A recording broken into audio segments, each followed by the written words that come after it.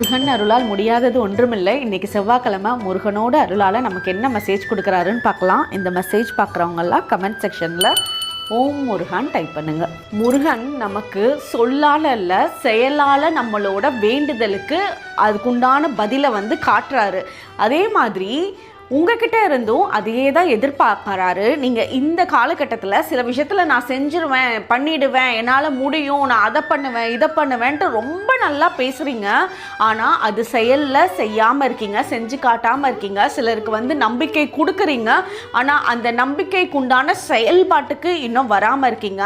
ஆனால் நீங்கள் அந்த செயலை ஆரம்பிச்சிங்க அப்படின்னா ஜஸ்ட் லைக் தட், அவ்வளோதான். முருகன் இப்படி நினச்சாருன்னா அவ்வளோதான், உங்களுக்கு அந்த விஷயத்தில் வெற்றியை காட்டி கொடுக்க போகிறாரு. ரொம்ப கூடிய சீக்கிரத்தில் அதுக்குண்டான வெற்றி இருக்குது. ஆனால் நீங்கள் செயல் செய்யாமல் வார்த்தைகளில் மட்டுமே இருக்கீங்க. அதனால செயலில் ஈடுபட்டு